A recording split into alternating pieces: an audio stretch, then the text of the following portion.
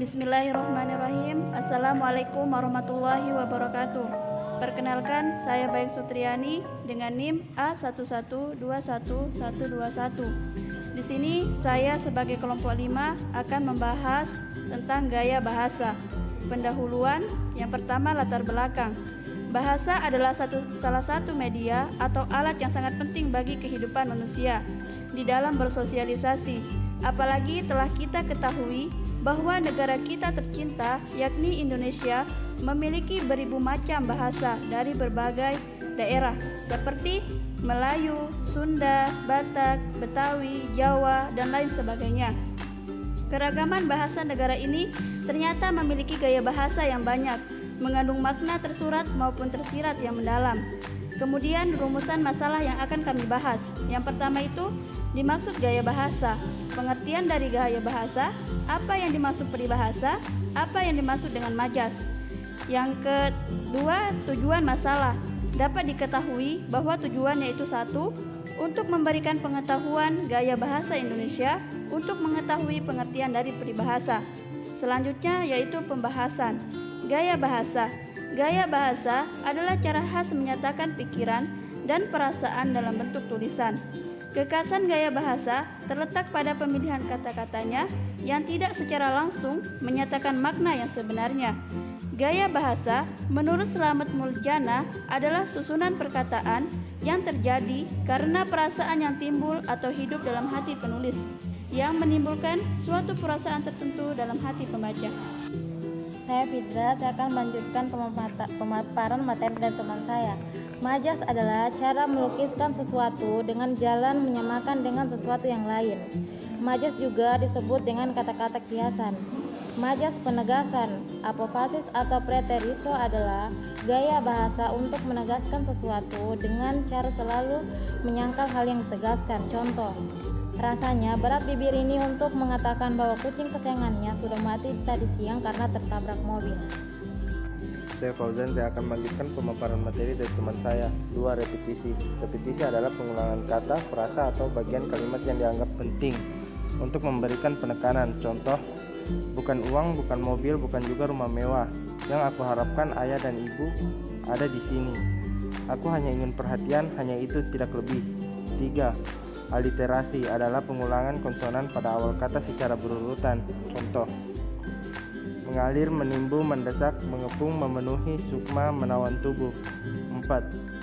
Pleonasme adalah satu pikiran atau gagasan yang disampaikan berlebihan sehingga ada beberapa keterangan yang kurang dibutuhkan. Contoh, kami mendengar kabar baik itu dari telinga kamu sendiri. Saya Niputu Reniatnya Suhari, saya akan melanjutkan pemaparan dari teman saya.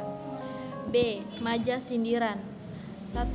Ironi adalah gaya bahasa untuk menyatakan suatu maksud menggunakan kata-kata yang berlainan atau bertolak belakang dengan maksud tersebut. Contohnya, rapi sekali kamarmu, sampai-sampai tidak satupun sudut ruangan yang tidak ditutupi sampah kertas.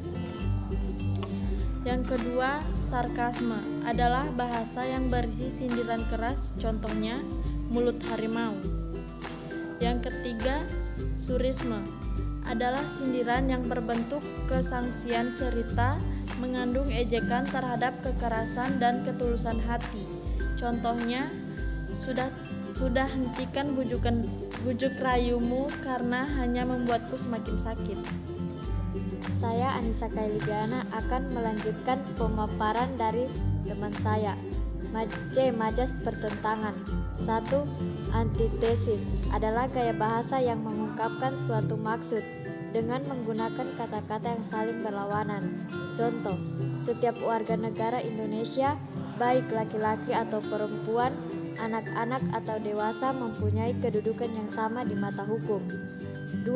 Paradoks adalah gaya bahasa untuk mengungkapkan bahwa hal yang seolah-olah saling bertentangan namun sebenarnya keduanya benar. Contoh, jiwanya terasa sakit di tengah hingar-bingar pesta. D. Majas perbandingan.